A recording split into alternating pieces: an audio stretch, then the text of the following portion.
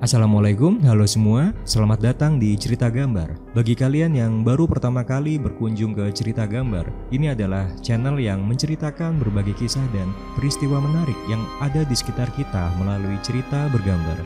Silakan tonton videonya sampai habis dan jika kalian suka, mohon berikan like, subscribe, dan aktifkan loncengnya agar tidak ketinggalan video baru dari Cerita Gambar. Tato di tubuh pria Dayak adalah simbol dari segala hal. Tanda inisiasi, simbol kekuatan magis, berhubungan dengan religi untuk pengobatan, kenangan perjalanan, atau catatan kehidupan. Tapi arti yang paling esensial adalah bukti kelaki-lakian, tahan penderitaan. Seni menato tubuh atau menggambar raja tubuh menjadi salah satu tradisi yang harus diketahui warga Dayak. Dan seni tato dari suku Dayak ini merupakan salah satu seni meraja tubuh tertua di dunia. Bagi warga Dayak, banyaknya tato menunjukkan jam terbang hidup mereka. Jumlah tato akan menunjukkan jumlah wilayah yang sudah mereka taklukkan. Kosakata penaklukan bukan berarti menguasai, namun sudah mereka kunjungi. Ini menjadi monumen pribadi karena dalam tradisi Dayak, untuk menginjakkan kaki dari satu daerah ke daerah Dayak lainnya bukan hal mudah. Selain jaraknya yang ratusan kilometer, hal ini dilakukan dengan jalan kaki dan menembus lebatnya hutan liar. Begitu terkenalnya tato Dayak ini hingga banyak wisatawan yang berkunjung ingin pula memilikinya. Menurut catatan, bukan hanya wisatawan lokal saja, namun ada musisi terkenal Anthony dari Red Hot Chili Peppers juga pernah datang ke bumi Borneo. Motivasi Anthony sederhana, mendapatkan tato asli dari suku Dayak. Untuk itu ia rela menembus hutan lebat dan medan terjal hingga ratusan kilometer. Sipet adalah salah satu senjata tradisional khas suku Dayak di Pulau Kalimantan. Senjata ini terbuat dari bambu panjang dan menggunakannya cukup dengan ditiup. Senjata ini dibuat menggunakan kayu ulin, tampang, tabelin, lepek atau kayu resak yang kemudian dibentuk menjadi pipa dan memiliki diameter 2 hingga 3 cm dengan panjang sekitar 2 meter dan bagian tengahnya dilubangi sekitar 1 cm. Pusaka sumpit juga dianggap cukup unik karena terdiri dari 3 bagian, yaitu batang sumpit yang berbentuk pipa, anak sumpit dengan racun pada matanya, dan mata tombak yang terbuat dari logam atau batu gunung.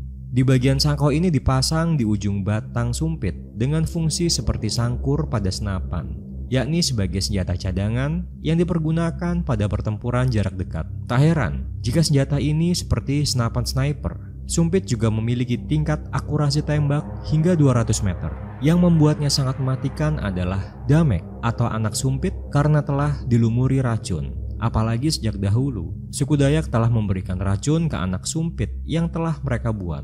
Pusaka sumpit ini juga mempunyai sejarah panjang dalam masa-masa sebelum kemerdekaan Indonesia. Pada zaman penjajahan, ketika Belanda sudah mengenal teknologi pistol dan peluru, masyarakat Dayak tidak sama sekali melawan mereka dengan pistol dan peluru juga.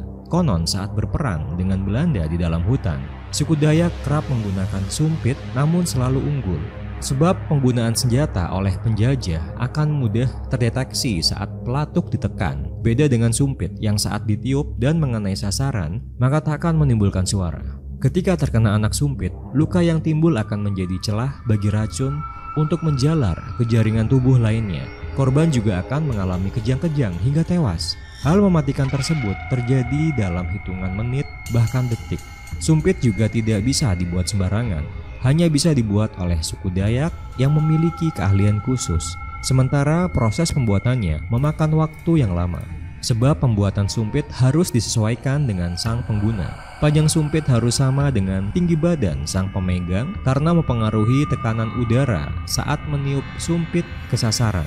Selain itu, dalam penggunaannya juga memiliki beberapa aturan. Misalnya tidak boleh menyerang sesama suku dan tidak boleh dipotong ataupun diinjak.